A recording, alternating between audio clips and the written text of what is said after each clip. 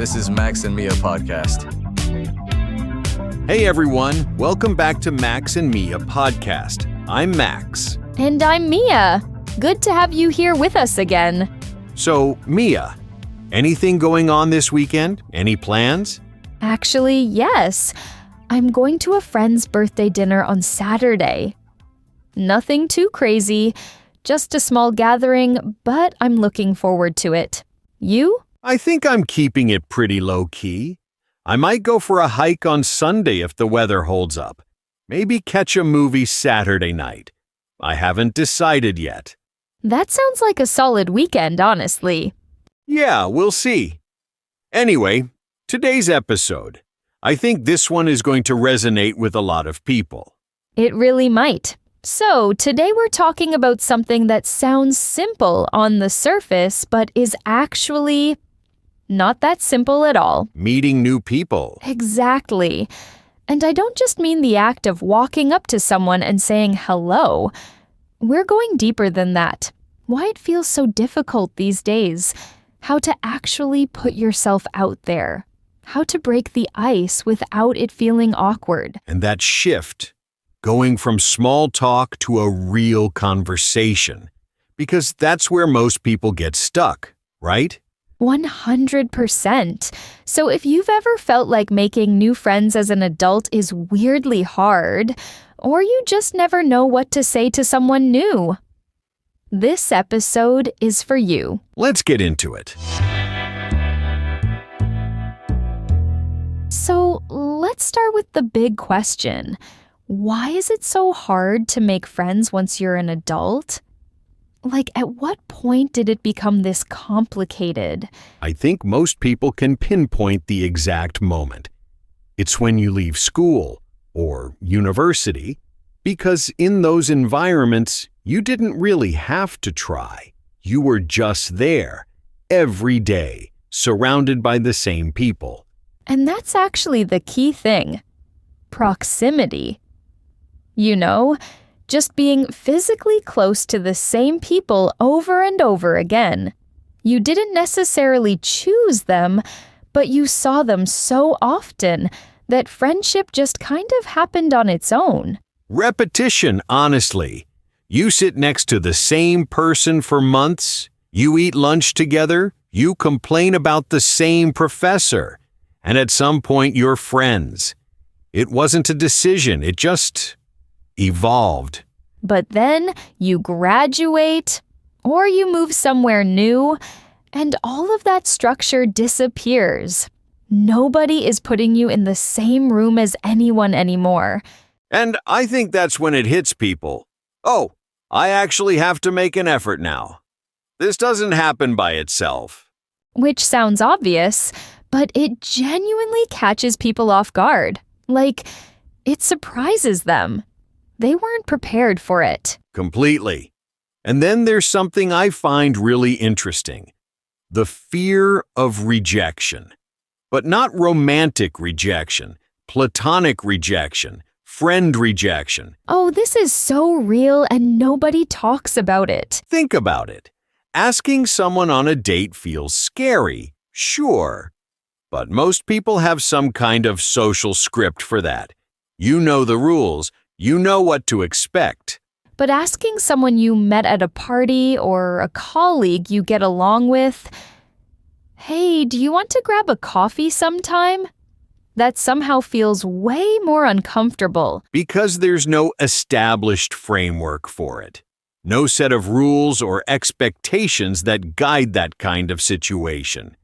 With a date, rejection fits within the context.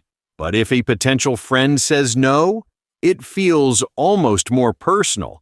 Like they're rejecting you as a person, not just turning down a plan.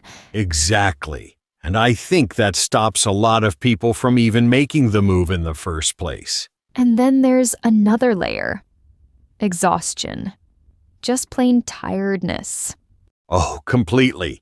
You work 8-9 hours, you commute, you deal with people all day. And when you finally get home, the last thing you want to do is go out and perform. That's such a good word for it. Perform, because that's exactly what it feels like when you're tired. It's not relaxed, it's not natural. You're putting on a show. And I don't think people should feel guilty about that. Sometimes staying home is genuinely the right call. The problem is when it becomes a pattern. When "I'll go out next weekend" quietly turns into never. The couch is very convincing. It really is. Always there, never judges you. Now, and this is something I think a lot of people listening can relate to, what about making friends in a completely different country? Completely different game. You don't know anyone.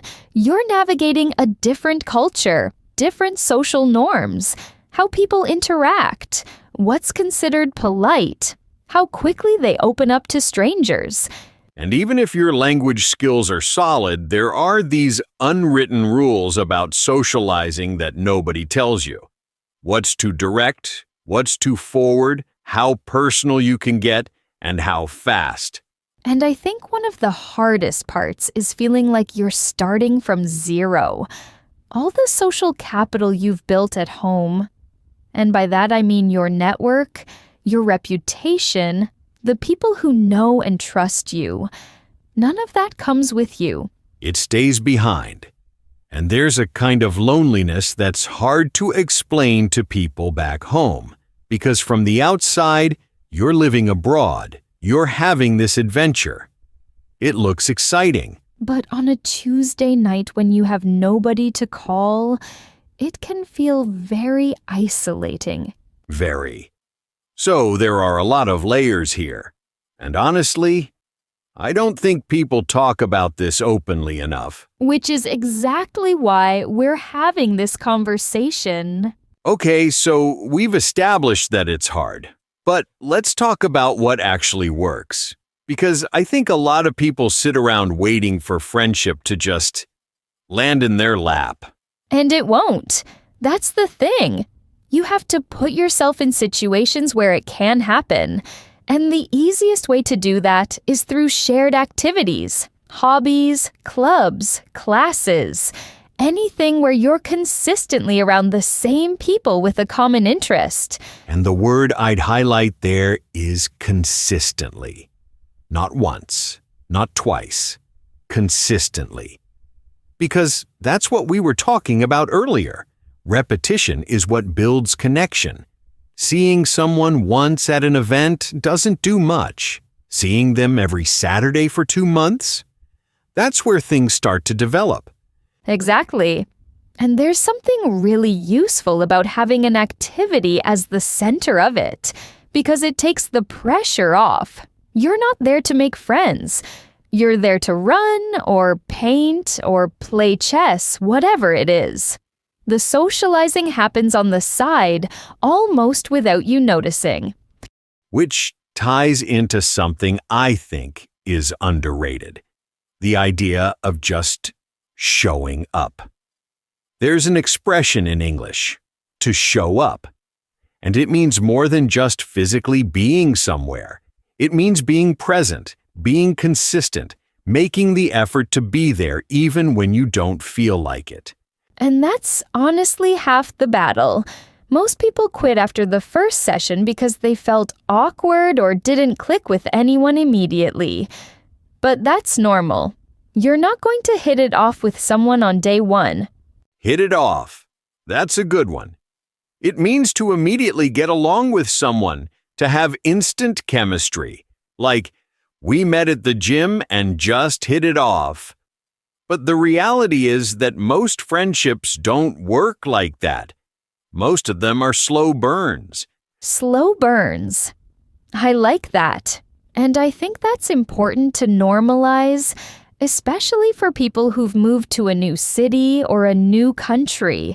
The timeline is longer than you expect. Now, and this is something we want to be real about. Putting yourself out there doesn't mean doing anything that makes you genuinely uncomfortable or puts you in a risky situation.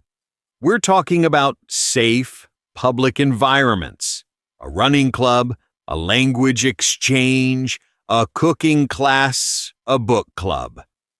Places where there are other people around and the context is clear. Right. It's about expanding your comfort zone gradually, not throwing yourself into something that feels unsafe. There's a difference between being a little nervous, which is normal, and something actually feeling off. Trust that instinct. Good point. And I'd also add, don't underestimate low-stakes environments. That expression means situations where there isn't much pressure, where nothing big is on the line. A casual group activity is low stakes. A one-on-one dinner with someone you barely know on the first meeting? Maybe not the move. Build up to things. That's the idea. Exactly. Start small, be consistent, and let things develop at their own pace. And speaking of that, we thought it would be fun to actually show what this looks like in practice. So we've put together a short conversation between two people who've just met at a running club. And you're going to hear how a real interaction like this might unfold. So pay attention, not just to the topic, but to the expressions they use, how they keep the conversation going, how they handle those small, awkward pauses. There's a lot to pick up from just listening. All right, let's hear it. That last stretch almost killed me. I thought I was in decent shape. Same. I didn't expect the wind to be that bad. Is it always like this here? I honestly have no idea. I've only been here 4 months. Still figuring out the city. Oh, really? Me too. Well, 8 months for me, but still. I feel like I'm still figuring it out. Where are you from? Italy. From Bologna, actually. Not Rome, not Milan. People always assume. That's funny. I'm from Brazil, São Paulo. And yes, before you ask, it's as intense as people say. I wasn't going to ask that, but now I'm curious. What do you mean by intense? Just big, loud. Everything moves fast. It's one of those cities that never really slows down. I actually love it, but after a while you start craving something different, something quieter. I get that. Bologna is the opposite. It's a university city, pretty relaxed, good food, good people, but the job opportunities, not so much. That's why I'm here. I work in logistics, and the company offered me a position in Chicago. I said yes before I finished reading the email. That's brave. Or maybe a little crazy. Probably both. What about you? What brought you here? I'm doing a master's degree, urban planning. Chicago actually made a lot of sense for that. The architecture, the way the city is structured, it's like a living case study. That's a great way to put it.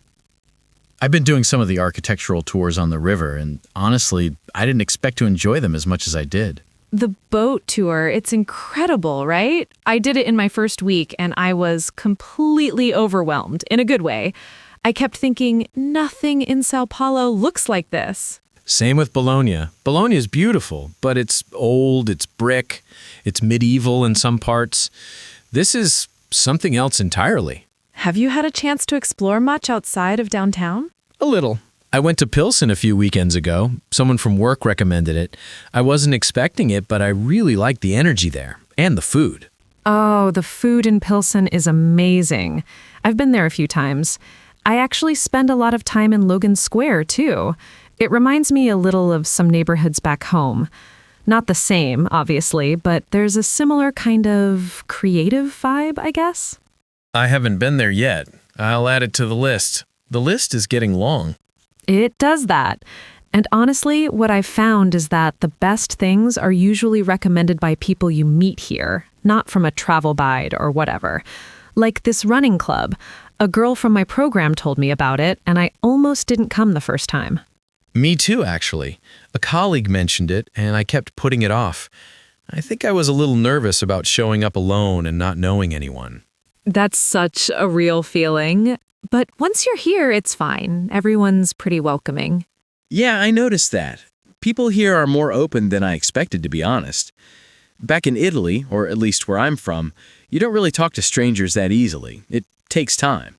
Brazil is the opposite. People will start a conversation with you in a queue, on the bus, anywhere. So Chicago actually felt familiar in that way. Not quite the same warmth, but there's an openness. That's interesting.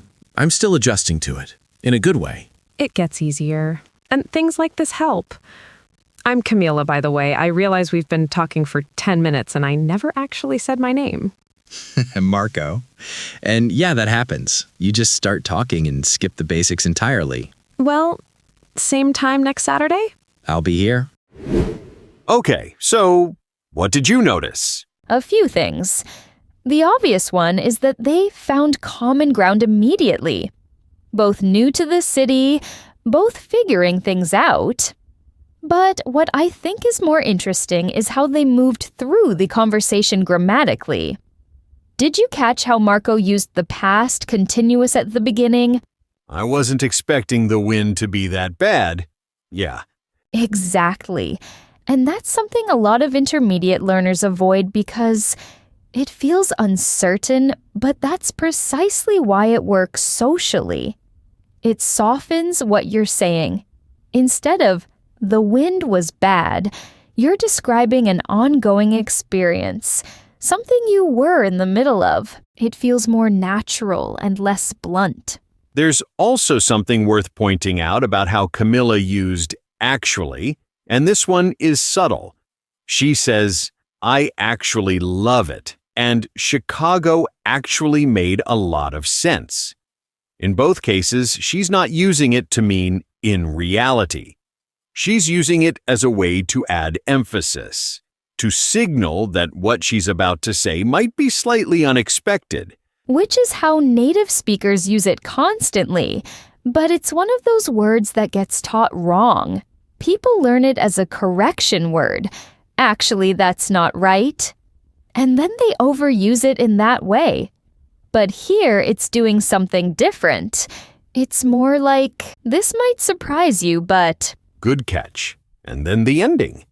The way they introduced themselves after 10 minutes of talking. That felt very true to life. It really did.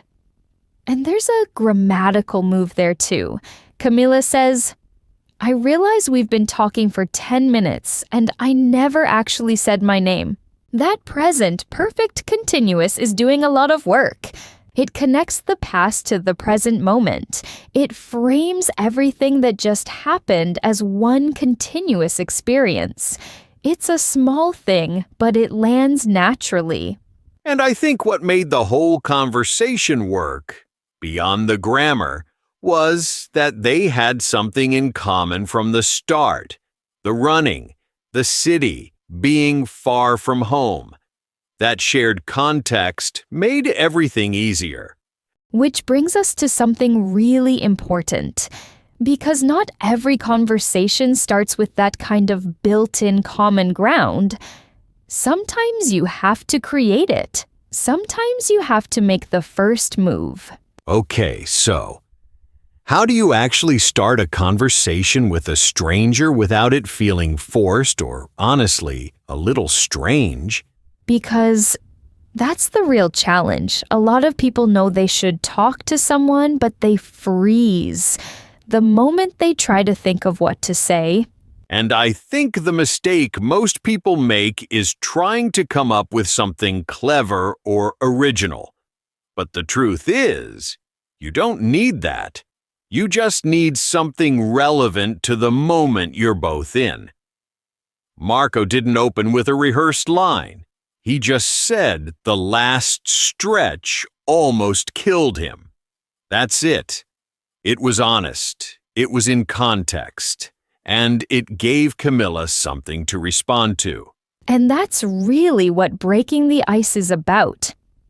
And when we say break the ice, we mean making that first move that reduces the tension or awkwardness between two people who don't know each other yet. It's not about being charming. It's about giving the other person an easy way in. A door to walk through, basically.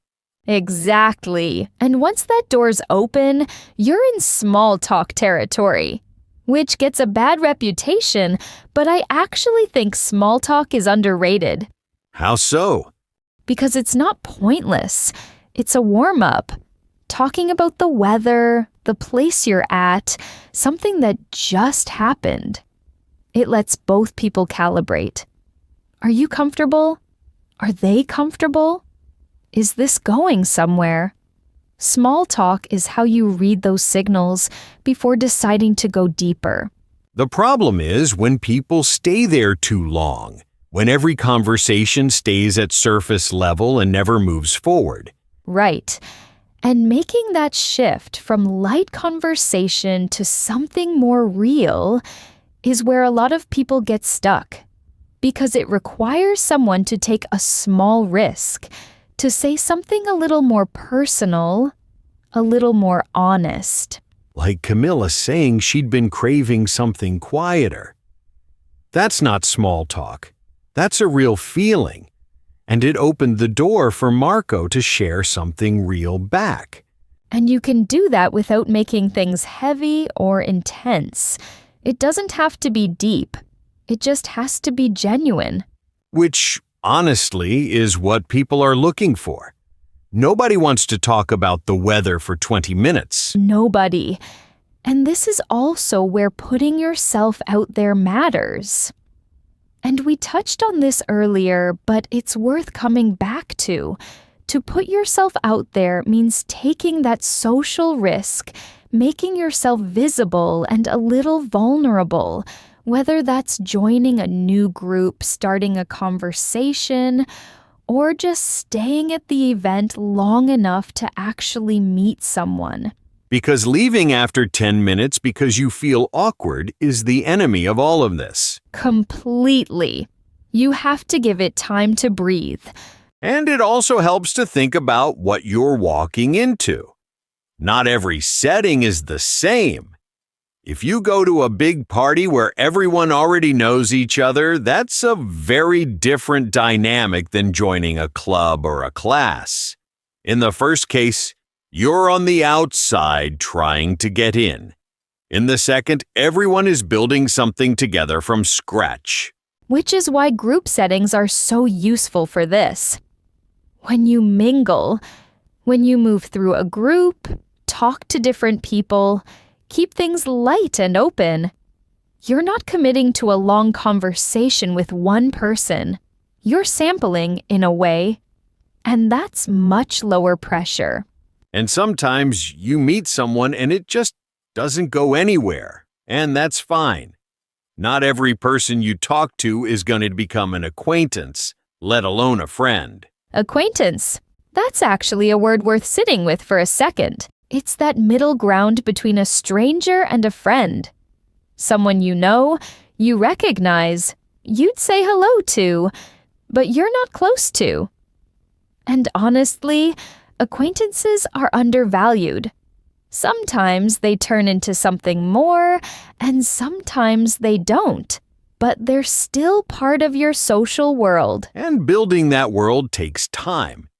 It's not one conversation, it's a series of them. All right, I think that's a good place to land today. We covered a lot. Why making friends as an adult is genuinely difficult. The role of shared environments and repetition, the fear of that platonic rejection nobody talks about, and how to actually take that first step without overthinking it. And I hope what Marco and Camila showed is that it doesn't have to be complicated. A real conversation can start from almost nothing. A shared moment, a bit of honesty, a willingness to just be there. And that's actually the bigger point we want to leave you with. English is one of the most powerful tools you have for exactly this. Not just for work, not just for travel, but for human connection. When you speak English, you're not just adding a skill, you're opening a door to an entirely different world of people. Think about it. Marco and Camila are from completely different countries, different cultures, different backgrounds. And the reason they could have that conversation at all is because they had a shared language. English gave them that. And that's true whether you're in Chicago, in Tokyo, in Cape Town, or anywhere in between. It's the one language that consistently bridges those gaps. The more comfortable you get with it, the more of the world becomes accessible to you. Professionally, socially, personally. So every episode you listen to, every conversation you follow, every expression you pick up, it adds up. You might not feel it right away, but it does. And on that note, if you made it to the end of this episode, thank you, genuinely. It means a lot to us that you spend your time here. If something resonated with you today, if you learned a word or an expression that stuck, or if you just enjoyed the conversation, leave us a comment and give us a like. It really does help more than you might think, and it lets us know what topics you want us to tackle next. We read everything. We do. All right, that's all from us today. Take care of yourselves. And we'll see you in the next one.